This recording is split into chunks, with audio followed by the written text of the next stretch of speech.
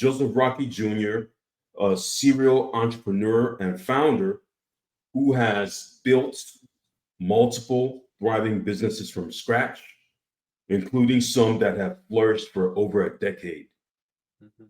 A rare feat, especially here, especially in real estate, where he began his journey.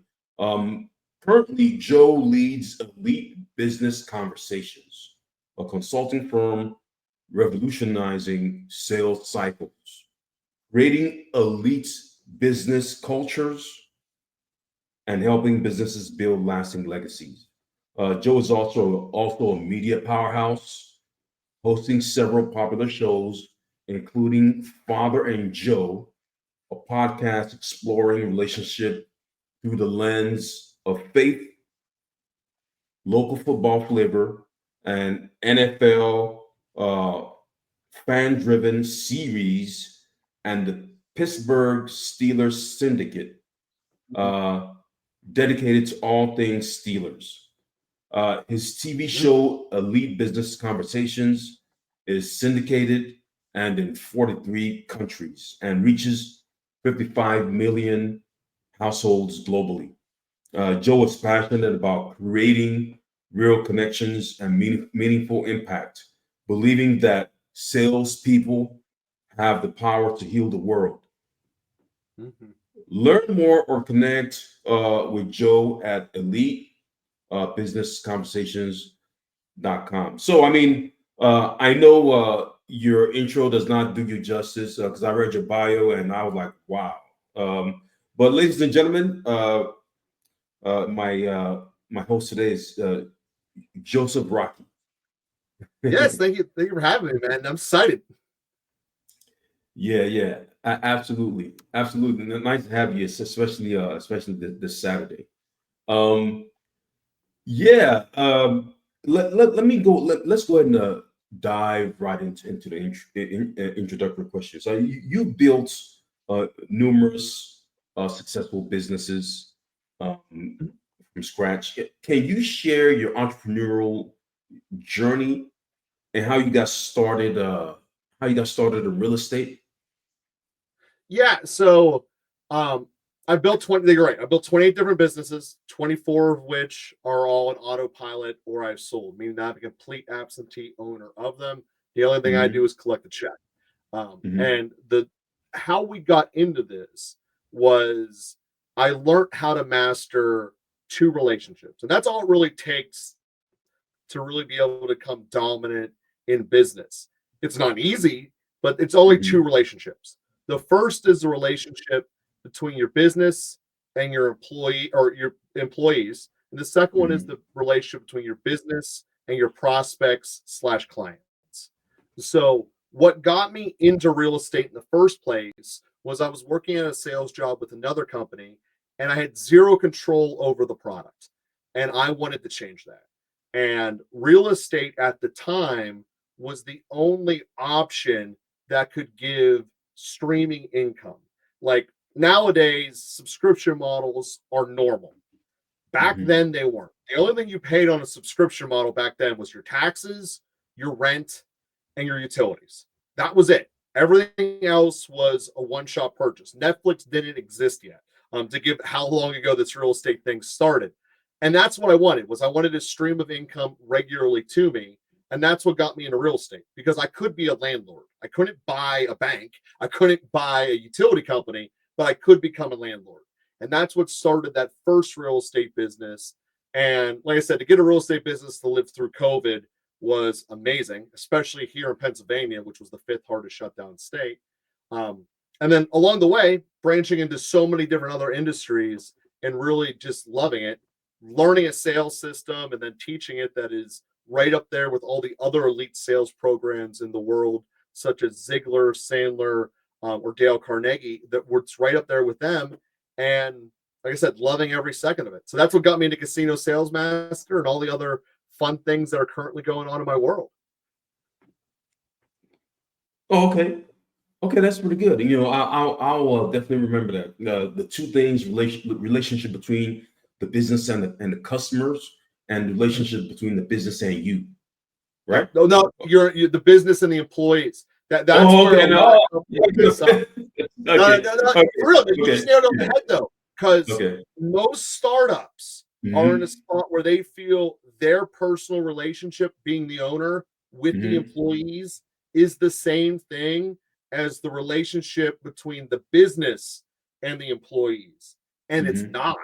Mm-hmm. It's the major problem that really it's the I can't even figure out the best analogy for this, but it's the oil that's inside the pimple that's going to pop your business apart. Mm-hmm. It will manifest itself in many different ways. Sometimes it'll keep you from scaling. Sometimes it'll keep you from getting the right people in the door. But if you do not master that relationship between the business and the employees, the whole thing will fall apart and eventually just start spinning its wheels without going anywhere. Mm-hmm. That's the root of that problem. I got you. I got you. Yeah. Okay. So, what motivated you to branch out and then create elite business conversations? And what sets it apart? How's elite business conversations different from the your traditional garden variety coaching and consulting?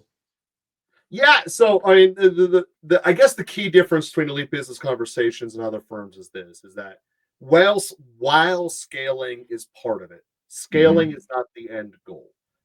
The end goal is to replicate in my clients what I have done with all of my businesses, which is how to become a true and pure absentee owner, meaning that no decisions are dependent upon you, the ownership. If you walked away and disappeared, your business would live on.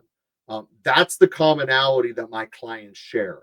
They all deep down, before they sign up with us, know in their soul if they had to walk away from their business for a week or 3 weeks, they would have no business to come back to. That is what we fix.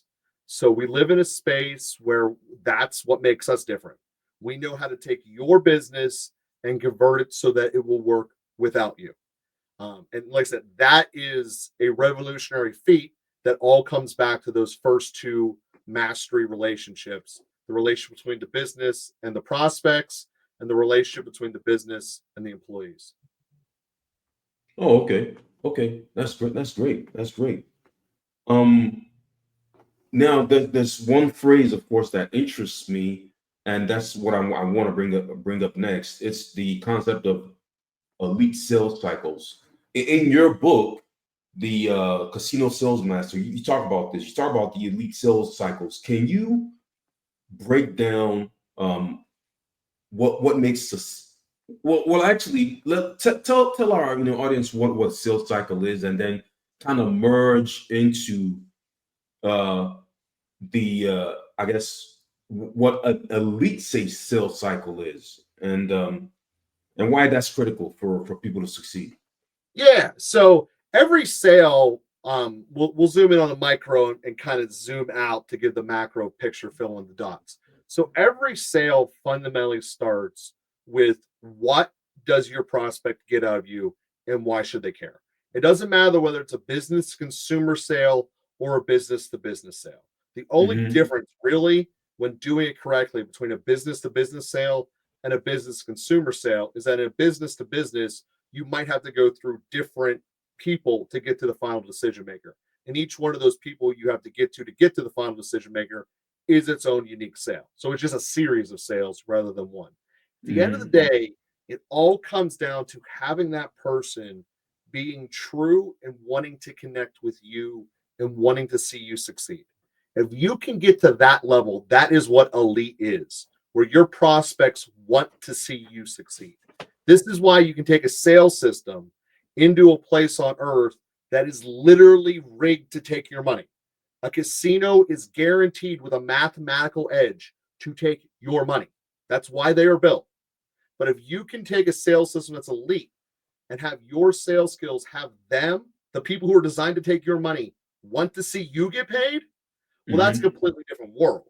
That is the essence of what being elite at sales, what Casino Sales Master teaches. So the Hmm. way you do that is you have to have the prospect see you as someone that they can trust and want in their life. Instinctually, all of us have the same subconscious built into us. And all of us have a select number of people, typically 6 or less, that we will share anything with without cause, reservation. We will share anything with. We call those our best friends. Everyone else has to go through a process of, I got to trust you before I share this information. Some things we share more easily, like the fact that I like the Steelers. Some people they got to come in deeper before they get into like the essence of how you really feel about something. And we all have our own barriers with them. And that's what makes us all unique, because there's no universality between how we have that filtering process in. But we also all have this thing in common. If you would close your eyes and imagine seeing Arnold Schwarzenegger down the street, you would instantly be able to tell that's a powerful person. You could just, the vision of what Arnold looks like would make you a powerful person. Well, likewise, we can all do the same thing with our subconscious. Will I be able to trust that person or not? Will that person take advantage of me or use me? The only difference is what drills do you do to be able to look like that? Arnold's doing a ton of biceps and squats. To do the drills to get the elite answers where your prospects want to see you succeed, it's a completely different skill set. Like I said, that's what I do in elite business conversations and casino sales masters, teach my clients that. So the micro answer is you get your prospects to want to see you succeed. The macro of how you get there is you have an entire system that is built around creating a win-win relationship where they want you to win just as much as they want to win themselves, which is also, by the way, how you build great teams. We're filming this today on Wild Card Weekend. If Patrick Mahomes is the only person on the Chiefs who wants to win, it doesn't matter if they're not going to. But the reason it works is all 53 players are pulling together to get the win. That's how you have successful sales. You get everyone involved all on the same team, even though you're not in the same company. You're the salesperson and they're the buyer. You still create a team dynamic out of it. You're set for life. And that's how you get to elite in an elite business sales cycle. Oh, wow. Wow. I love that. It's very, very intriguing. Getting your subconscious to think, huh? Yeah, I'm gonna follow with you on that offline, because that's pretty good. So how do you coach businesses to create an enduring company culture where employees want to stay? Yeah. Even if you're not necessarily raising their wages. Yeah, I mean that's a big part of it, because so much of the labor market is basically income wars, right? If I'm going to have the exact same experience here, I might as well go over there where I'll get paid more, because if that's the only way you're showing value and appreciation to me, I'm going to go to the place where I'm valued and appreciated more. Subconsciously, that's what's going on in every single decision. Now, what you need to do as the business when we're talking about getting better talent, better retention without having to pay people more, is show appreciation in other ways. Appreciation being one of the major dominant reasons people stay with a force. There's really about 7 fundamental motivating reasons why someone will stay working somewhere, really stay in any relationship. Appreciation is the one that is really used the least in corporate America. And therefore, it's the one that you get the biggest edge by doing it. Because it's like this. Like when we're growing up and you learn how to spell the word can, you get the first time everyone's cheering. Oh, you're so good, man. You learn how to spell the word can. You're in 4th grade. No one cares if you can spell the word can. In fact, they only get upset if you don't. Well, that's how most of our job functions become. All right, you did good in the first week. You got this. Now, if you ever mess it up, there's no more love. It's just anger, micromanaging, bossing you around. And no one likes that. So there is no appreciation. Showing appreciation in your prospects can be done a lot of different ways. It also can be done fundamentally by trusting them. So if you give them the authority and ability to make their own decisions and actually let them act upon it, whether they work or not, but allow them to have a sequence of testing it out. So, for example, one of my clients is a bar. and Mhm. they do marketing with JPEG marketing, predominantly on Facebook and Instagram. And Mhm. historically, they would have someone draw an ad, use like the computer generation stuff, make an ad with a little QR code for a discount, and they would keep track of that QR code and gauge the effectiveness of the ad through it because it had a discount code to make it worthwhile for the people coming in. And when it was treating this person as essentially an entry level position and just yelling at them when things didn't go wrong, which by the way is most marketing firms, JPEG creators are just an entry level position, it wasn't really getting any results. But by doing the switch of saying, hey, we still got Keller, requirements. We still have branding to our Kellers. You got to stay within this box, but you can really draw whatever. We're not going to micromanage you. And in fact, we're going to give you a bonus for every 100 people that come in every night based upon your coupon. So Mhm. what used to take 2 to 3 weeks to get a new JPEG out to Facebook and Instagram, literally they were getting 3 to 4 out a week if they weren't getting a good enough return for the night before. You were constantly having more success and working out. Now, did that mean that every single night that the bar was full? No. There were some as they did that flat out failed, but there were Mhm. some that packed the house on a random Wednesday. And that's the point. You have, because you gave the employee innovation power and a little bit of reason economically to care more, Mhm. everyone wins as a result. So the different set of problems showed up. They ran out of beer, but that's because you always should fill up your kegs before a big party shows up. They just didn't know Wednesday night was going to be their big night. They refill their cakes Thursday morning. Now they do better off and more than that. But that's a side story. That was just an example of how you do it. You give appreciation, you give trust, which is another version of giving appreciation, and you allow your people to fail in controlled environments. And then as they succeed, because that will happen as well, you let them grow into bigger and bigger capacities. And that's what will happen.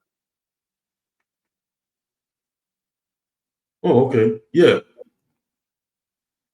Yeah, that's pretty good. That is awesome. It's funny that you mentioned ran out of beer. It triggered it just triggered that popular party where I think who was there ran out of wine. But I don't want to trip any punchlines related to that. But I thought it was that was funny. So yeah, that's great. That's really good insight. So what advice would you give? What advice would you give leaders struggling to balance building and cost management? Mm-hmm. Yeah, I mean, the number one thing you got to look for there is that you have to make sure that you're doing it in a way that's creating a win-win environment and a way that's not diminishing you. Okay. So right now we're in a spot where you're seeing companies all over the place cutting corners. For example, if you go out and buy a double stuffed thing of Oreos right now, they look basically what a normal Oreo looked like 5 years ago in terms of the actual amount of stuffing in there. Like it doesn't feel like it's double stuffed anymore. So what happens? Well, if another food provider comes up, it's an opportunity to actually make the traditional double stuffed Oreos and take it market share away from the company. And then what happens? Either A, Nestle and Oreos disappear, or B, they get their game back to what it should have been the whole time. But in that process of that transfer, you lose trust from your client base and from your prospect base. And Hmm. anytime that you're doing that version of cutting corners for the sake of cost, you are making that risk that A, I'm opening up for someone to step in and do what I just used to do, just match what I used to do, which, Yeah. by the way, is always the easiest thing to do. It's way easier to reverse engineer someone's success than to create new success. So when you look at that and say, all I got to do is just put more cream in it and I can be what the old double stuffed Oreos are, I can take over with my ABC cookie company. Or you can never put yourself in that problem in the first place. And I don't mean this just to pick up on Oreos. They're just the easiest example that I came off the top of my head because you can see it physically. Used to be that big, now it's that big.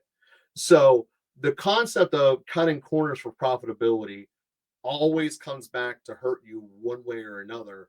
And that's completely ignoring the ugly elephant of lawsuits over in the corner.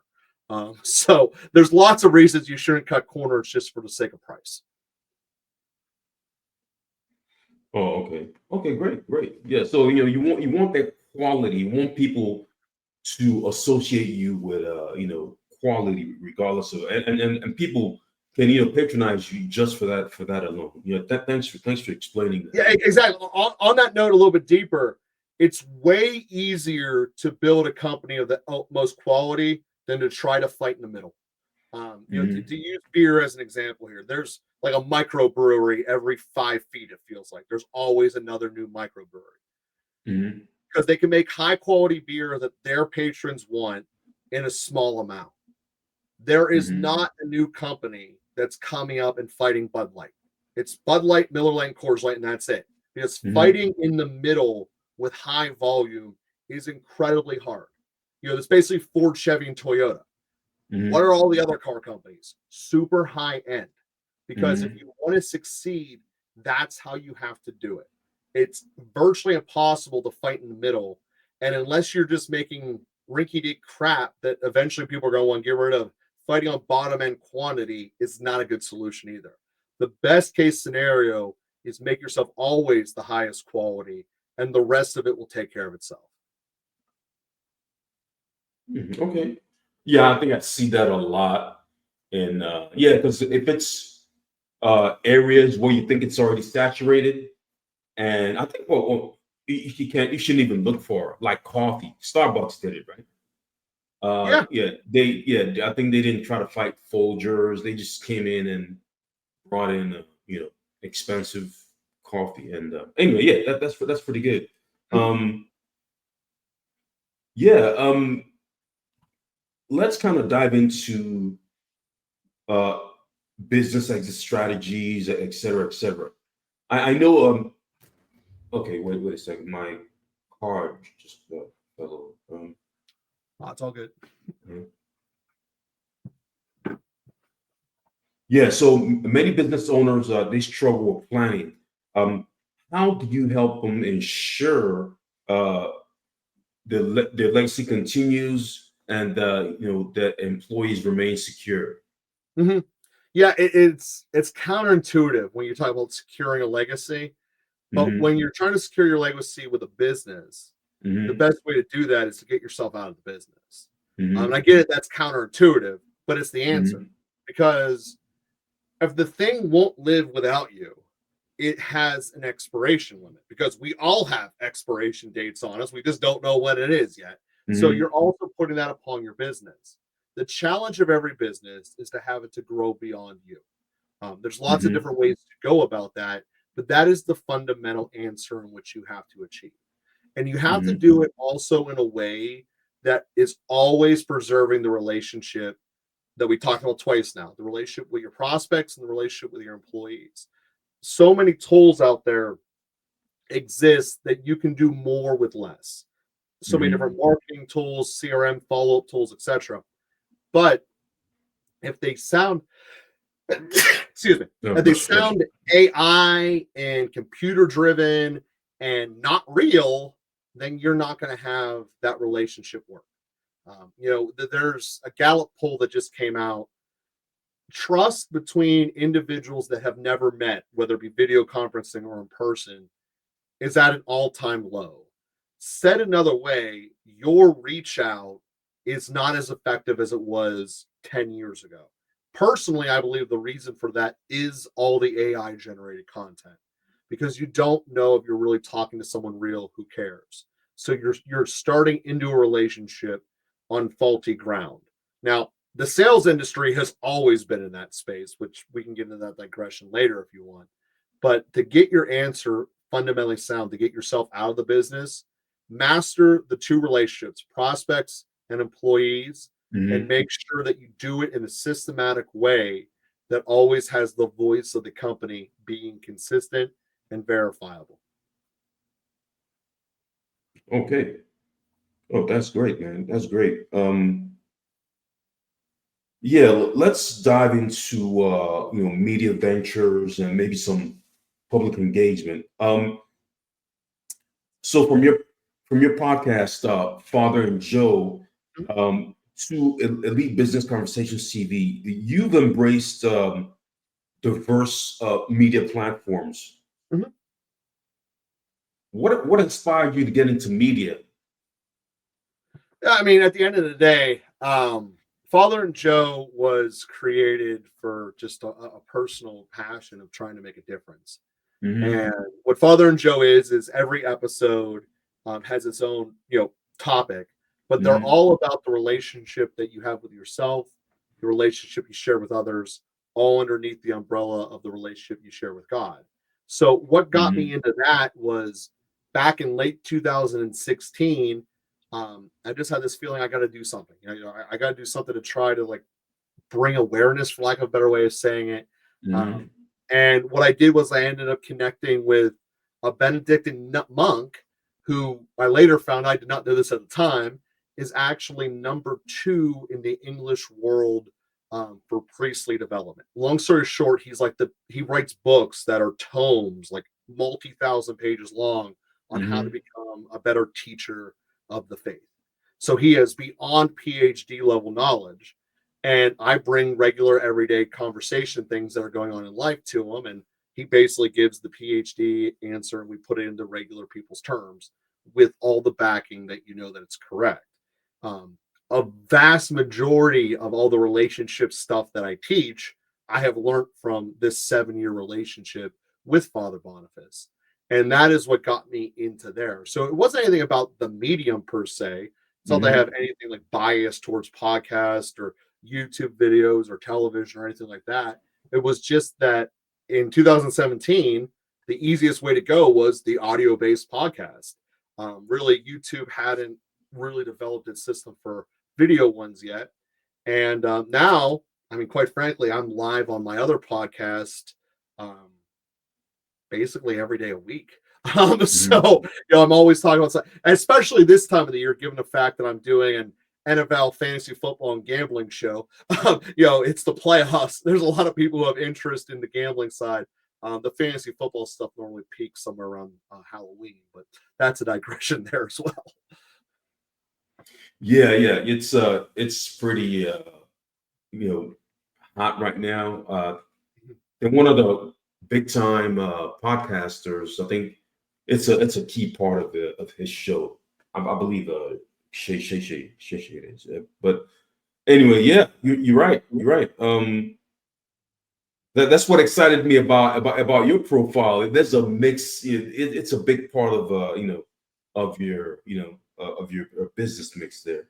Sports. Yeah, I mean, Um. the reason I like doing the gambling and fantasy football show is that Mhm. the best sports bettor of all time in one season was only Mhm. 66% accurate.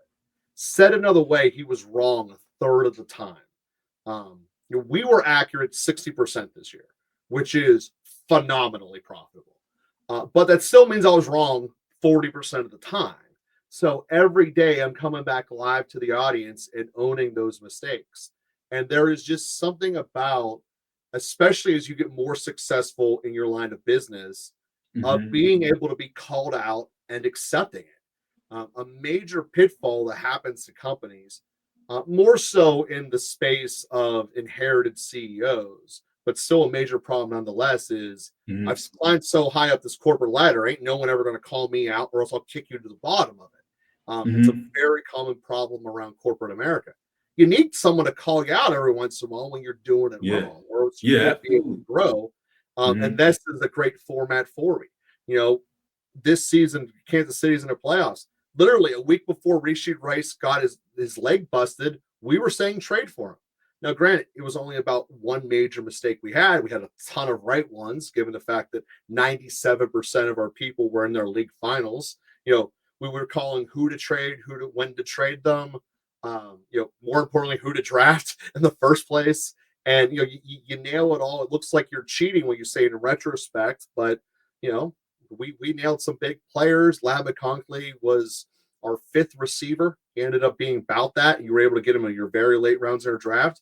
But the biggest Mhm. one is we had our number 2 running back being King Henry, and people were getting them in the 3rd round all over the place. And if you drafted the number 2 running back in the 3rd round, you basically won by default from that point on. So I got a question because sports betting, it seems structured, and it seems what do you call it? It's like an NFL team. It has a lot of structure. It's not. It doesn't look like the stock market where it's literally moving up and down. An NFL team has a very specific player doing a very specific team every single game. So the running back's job is very, very specific every single game. Does that help you guys? Does that help you guys out? Because I get excited about it sometimes. I mean, I didn't play, but as far as like in the analysis of it, which is one of the exciting things about betting, does that help you guys kind of flesh out the dynamics of making a call? Do you think? Yes. So there's 2 major elements that we go when we're doing our analysis about which player to invest in and for betting. And the first is there is so much noise in the marketplace, right? Like ESPN will give you another clickbait article every 4 seconds if they can. And many websites do it. Many websites will just give you straight analytics without looking into the broader picture. And then there's the broader picture. So there's only one marketplace that takes all of that relevant data, including insider information, and makes itself public. And that is the actual betting markets themselves. Yeah. If you learn, which is what we did, how to aggregate the betting markets and what they're truly telling you, you will know where people are putting their money at, which is way more important than their opinions, but where they are putting their money at in terms of specific teams and players. And where you get the maximum amount of this data is 4 seconds before the opening kickoff of week 1, when all of the games are totally available. You can bet upon them all. Everything after that is an extrapolation. But if you were accurate enough in that first place, you'll be able to nail the rest. Like I said, you can't always guarantee injury risk. Like, had Rishi Rice not gotten injured, I guarantee he would have been a top 5 receiver this year. No doubt in my mind. But there are some elements that you go through it. The other thing you got to look at, and this might be because I'm the relationship guy, is you have to look at the elements of the relationships in this room. So at the beginning of the season, we made probably 10 videos saying, do not draft Garrett Wilson under any circumstances. And the entire reasoning behind that did come to pass was that if the Jets were winning games with Aaron Rodgers, they were not going to let him throw in the second half, because what happened, again, we got to look 2 years in the past because these conversations were in May. If Aaron Rodgers gets hurt, every single person in the front office is fired because they're going to have a horrible season. So therefore, you're taking 1/8 of the opportunities for this receiver off the table, and no one can be a top 10 receiver with 1/8 less the opportunity than everyone else. It's just not physically possible. So that's a basic relationship element between the coach and the GM, and the reality that they just lived without Aaron Rodgers for a year. Now this year they lived with Aaron Rodgers, and it might have been worse, but that's a side story within itself. So that's why I say you look into situations like that and see where they're going to grow. Cedric Tillman was a guy that was very obvious that the Bucs drafted to replace Godwin. Godwin starts on fire. His role in that offense is immaculate. And it was evident that they wanted Godwin to be replaced by Tillman next year. This offseason was when they threw him. Well, Godwin gets hurt. So what do we see? We saw them gradually put Tillman in and grow as the year went on. And at the end of the year, he's put up very good individual game numbers. So there's things you can see in there about how the relationship, about how a team actually feels about someone versus what their lip service is, and being able to tell the difference. Again, being a master of relationships, you're able to see it pretty easily, because as much as football players want to be tough and stern, and we don't show any emotion, you can really read a lot of it pretty easily. You just got to be able to tell which relationships actually have the power And unfortunately, that is different in every single organization for a lot of different reasons. So that is a thing there. Wow, wow, wow. So that was a giant NFL digression there. But Yeah, yeah. Trust me, I don't want to go into that rabbit hole because there's anyway, that was one of my former employers. You have no idea, man.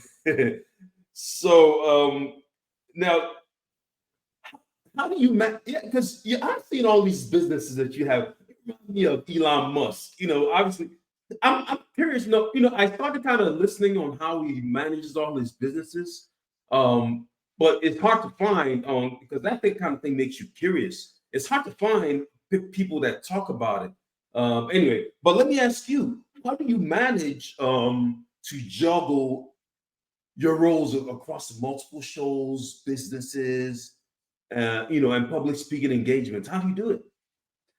Well, Calendly helps a lot. There's no doubt Oh, about that. But overall, it does really come down to you have to trust your people. I mean, at the end of the day, you hired them, you created your system. Never have a system so rigid that it can't handle a change, but also it needs to be stable enough that it's not going to get broken. So there's a little bit of a fine line in going through there. But if you build your system correctly and you trust those and have empowered those to do it, you'll be able to take care of all of it. So like we mentioned earlier about giving appreciation to your employees and being able to let them have the reins to go about it, and how that is so lacking in this economy. You see people bouncing around from job to job and people having a really hard time replacing it. So they have to go out and raise these bigger checks. Well, my companies don't have that problem. We don't have that problem for a lot of different reasons, but one of which certainly is the way in which we do our compensation for people is that we do performance-based activity pay. So every position, regardless of which one it is, has 2 to 3 tasks that if you do them, you get paid. If we don't care what else you do, but if you do these, this position pays this much for this activity, and the better version of it gets paid more. So easiest way, let's just walk down the sales funnel real quick. You have a marketing, we have people who do marketing. If you get a lead that goes to a salesperson, you get paid X. If that person then converts into a sale, you get paid a bigger X. So there's incentive to give the right people to the salespeople. The salespeople obviously get paid more when they convert their sale than when they don't, but it's holding the meetings. The product department is paid for the longevity of the relationship and not having the product getting returned. So whether it's a physical product or SaaS or whatever. So what ends up happening, unlike in most companies, those positions all talk to each other.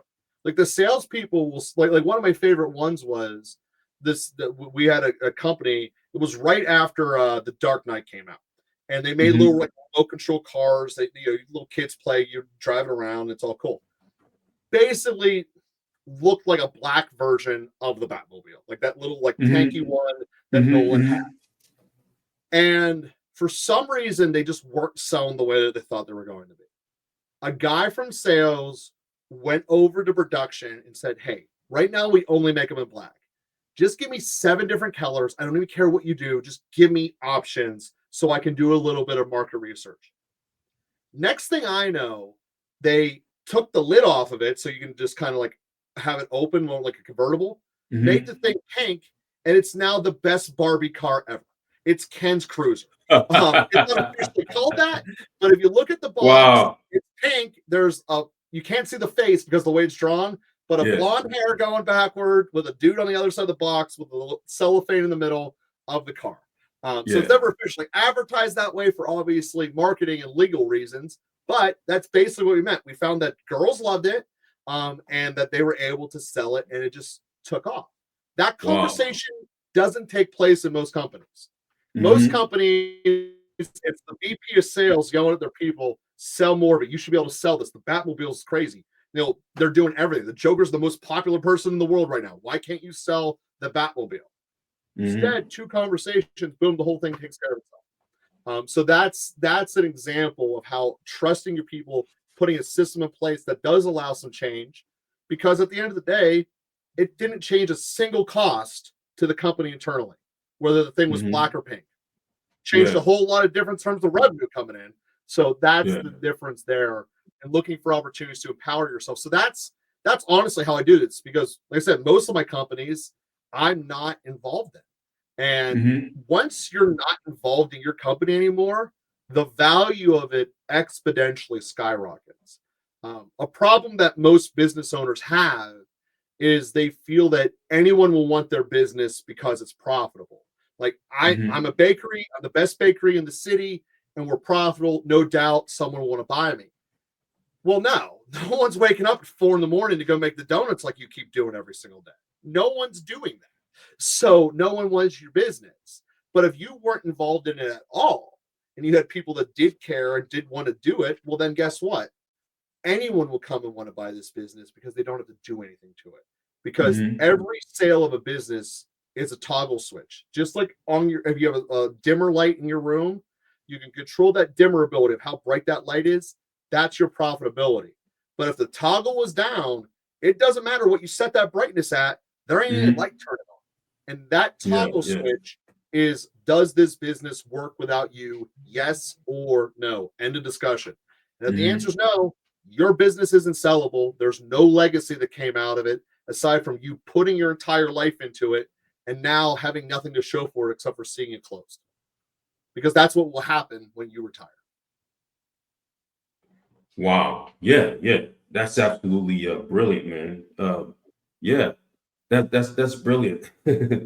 Yeah. I mean, I always wonder that. So it has to. The key thing about this is the system. You have to have a badass. Well, pardon my French. You have to have a badass system that operates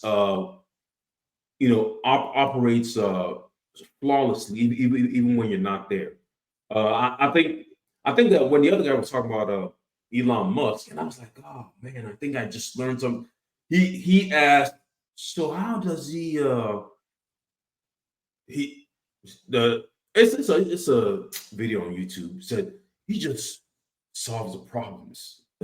He solves the problems on this business, then he goes to the other business, solves the problems. I'm like, okay, I have to get my wheels spinning on that one. But anyway, so thanks for being very, very insightful on and giving practical insights on how you know, on how you juggle your various Oh, businesses. yeah, I'm glad to help. And on that point, I think that Mhm, this is it's something that gets people into a lot of bewilderment about how you can own a bunch of different businesses. Um, it's not that you need to know how all of the math equation works or how mhm, all the chemistry works. I mean, I have a lot of clients that are doing stuff with IT and stuff of that nature that I have no idea how to do. I'm not a programmer. I'm not a coder. mhm, I have no idea how mhm, it works. But I do know, and this goes back to your point about you have to have a great system. mhm, The system isn't about the mechanics of what you do. It's not run 10 yards and do a 5 yard in, or mhm, it's not black and white, do this, do that, do that. The system is how to build the relationship and trust the people, because you mhm, are going to have failures, just like you'll see in any single game. There's going to be a mhm, corner that slips and a receiver gets extra yardage as a result. Someone's going to mhm, break a tackle. Someone's going to have a holding penalty. This mhm, stuff happens in every single life, but it's, will your system be able to adapt to it? Or if you have no idea what to do, you might as well just do a draw play on 2nd and 20 and get ready to punt because you just quit. So, mhm, does your system truly trust your people, and have you figured out how to build the relationships and incentivize those relationships correctly so they're all pulling in the business's direction? And like I said, that is the key to all of the questions about how to have your business run successfully. It is the employees and business relationship and prospects and business relationship. That's the system that you need to master. And it mhm, really comes down to the same goal. How do I make a win-win for everyone involved? So for that position, if they get their job done, the company will win because now there's more sales happening. They get a win too because they get more recognition, better perks, whatever you're giving them as a way of doing that. That's how you can do it. And I mhm, personally believe in earned perks to the max. where I actually just launched a new company that sells earned perks in the format of cruises. So that is where all of this comes into play, is that relationship that you're building with people and how to take it to the next level. Oh, okay. Wow. So relationships, it's not Yeah, necessarily, yeah, like the boxed, procedures, XYZ, and okay. Well, that's yeah. I mean, awesome. That's obviously you have awesome. guidelines. Like Yeah. if you like going back to the Oreo thing, a double stuffed Oreo should have X amount of cream in it. Like it either Yeah. does or it doesn't. You still Hmm. have guidelines to it, but it's not that it's not that so granular. Like you have to show up here at exactly 8:01 every day. Your break is at noon. You have to Yeah. back Yeah. at your station by noon 25. None of that. That's not what we're talking about here, and that's where a lot of people get it wrong. Okay. Great. Outstanding. Yeah, man, I would love to have you back, man. You'd be great on the panel because this year we're starting panels, and anyway. But so let me ask one more question. What advice do you have for aspiring entrepreneurs or business owners aiming to build businesses that last that long stretch like yours at? Yeah, I mean, it goes back to a lot of the stuff that I've already hit upon here. I am Hmm. transparent in that regard. I'm not holding back secret sauce. Hmm. That's one of the things that I've had people tell me before, like, why are you telling me this for free? Because at the end of the day, I have so much more. Yeah. Giving you this away is nothing. So I don't charge people until implementation anyway. Um, Yeah. for all of my businesses, that's true. Um, but regardless, the point being is that if you want to build a successful business, it comes down to fundamentally those two things. Hmm. What is the relationship with your employees, and what is the business's relationship with the prospects slash clients? You nail those Hmm. two things, it's going to work. So, and in terms of like Hmm. deeper tools that I can give you, Casino Hmm. Sales Master is the book. You can get that on Amazon right now, and that will Yeah, cover we're gonna bring that up literally just after that this entire question. sales Yeah. experience. So Hmm. it comes back, like I said, to those two relationships. So at the end of the Hmm. day, you master the relationship with your prospects, you master the relationship with your employees, your Hmm. business will live. Assuming, Hmm. of course, you get quality product, but that's part of Hmm. the relationship with the business and the employee, or the business and the prospects. Hmm. Yeah, awesome, awesome. Yeah, so let me throw the book up here Yeah. because yeah, you did have a the cover. So and then we'll dive into it, the key parts of it. Mhm. And I hope I'll get the sequence right. Trust me, this is I gotta hit the bumper video, background, layout. Okay, let's go.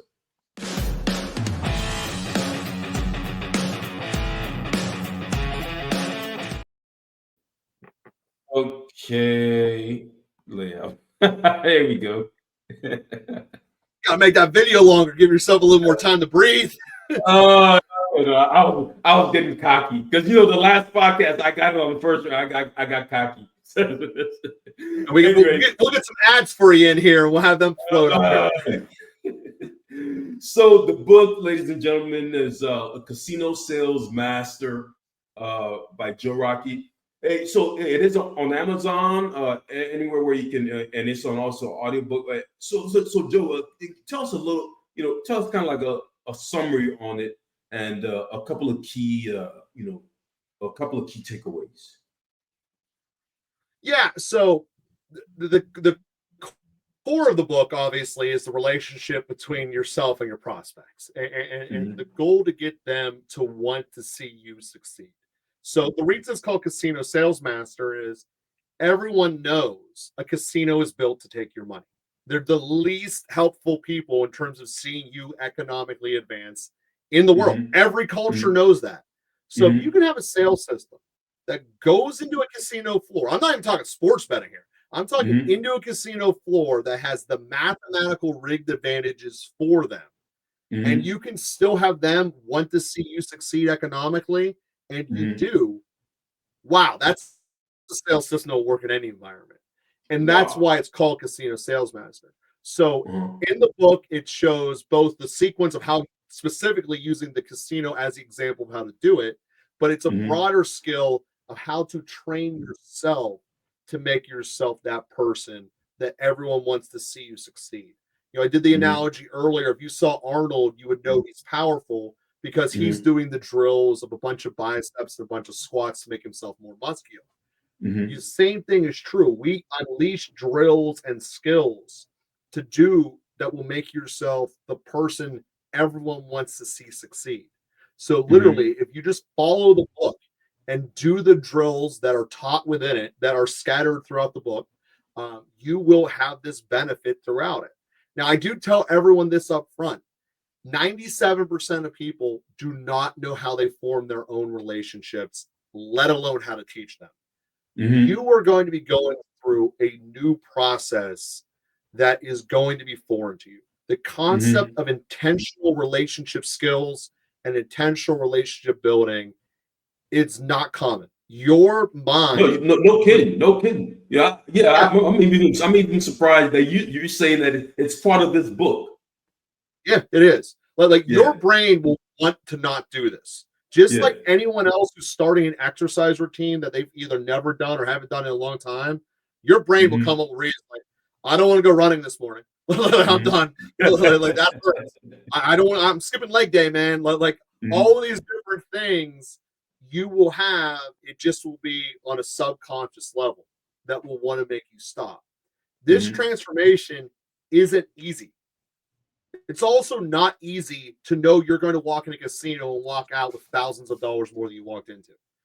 When the Mhm. things are rigged against you, you have to transform your brain. That's the Mhm. skills that we teach in Casino Sales Master. And we also teach in the coaching course because we know it's not easy. So we do a Mhm. coaching course to have a community to help you through it. Just Yeah. as you would have a team around you to help you do training, it's the same concept there. So Mhm. that is the essence of Casino Sales Master and the subsequent coaching course. Wow. I mean, you could imagine that exercise that the guy did from Wolf of Wall Street. Sell me this pen. So this, yeah, no, this is so mind blowing. So in sell me this pen, the person you're selling the pen is actually trying to help you sell them the pen. Mhm. I know That's I exactly. probably did I mess it up, man? Did I mess up No, the no, that's explanation? exactly. Um, so, Uh, so uh, like using another example here. You know, yeah, yeah. the history. So humankind has Mm-hmm. very few things that we all have in common, but Mm-hmm. two of them are this: we all breathe air, and we all are bred to lie to salespeople. Mm-hmm. From day one, we all have that. We're Mm-hmm. all taught like we're 3 years old. Tell the truth, answer the question honestly. But every Mm-hmm. single time you see one of your parents dealing with a salesperson, they lie. And the Mm-hmm. reason they lie is because historically, salespeople want to use them to get their commission. You're not Mm-hmm. getting a car lot unless you're going in the car I want you to. Yeah. So that is the essence that we all have built into sales as society. Wow. Wow. That's the starting point. So that's why Amazon took off. Uh-huh. Amazon took off because there's no salesperson to bring me down. At least I can buy Mm-hmm. something. And then this incorrect thought became the teachings for 30 years, which was, well, people buy on features and benefits. That's why they're buying on Amazon. It tells you every single thing about the product, and that's why they buy it. No, people are buying on Amazon because it's a neutral experience, which is better than a negative experience. People buy important things, not necessarily expensive, but Mm-hmm. important things to them with the salespeople, and they always have. So you've never seen a successful engagement store online. No one buys their Mm-hmm. diamond ring for an engagement through the internet. They do it through a Mm-hmm. salesperson, through an actual relationship connection. You acknowledging that fact that sellers and buyers are separated by default setting that one party is lying to the other implicitly, how do you Mm-hmm. then build a meaningful relationship that goes full circle and now has us being wanting to be teams for each other? That Mm-hmm. is part of what you're going to get in Casino Sales Master. It's certainly not all of it, but that is part of it. Mm-hmm. And quite frankly, that knowledge in of itself will change your life. Because the other part is it's not just about sales. This is for every relationship in your life Mm-hmm. will Yeah, benefit relationship from is this. far more than Your sales. Yeah, yeah, 16-year-old absolutely. daughter isn't going to fight you anymore. Like Mm-hmm. we're talking about casinos, and it ended up with I'm not fighting my teenager anymore. Mm-hmm. Well, that's what happens. These skill sets are universal to all religions or all relationships. So sorry about that. I feel like I cut off your question there. Oh, no. That's a good answer. That's a good answer. Absolutely. Yeah. Yeah. So and thank you so much for joining me for this podcast, Joe. Before I forget, where can people find you, what you do, your business, and so on and so forth? What websites and social media? Yeah, man. One of the easiest way to do it is going to be casinosalemaster.win. Casinosalemaster.win. That's access to the book and the coaching course. That's probably the best way to jump on board, and we'll go from there. Okay. Yeah, absolutely. So, and I will have all those links in the podcast description as well as on the YouTube. Hey Joe, man, it's been so awesome, man. I was so tempted to go past time because you got sports knowledge, man. We can, but yeah, no, we'll do this again this year, most definitely. But yeah, Awesome. thank you so much. It's been so awesome, so insightful, and till the next time we'll have you back. I appreciate you sharing all your insights. Well, I'm glad to have here. I look forward to being back. All right. Okay. And on that note, that's a wrap, ladies and gentlemen. And thanks. I'll see you till next episode.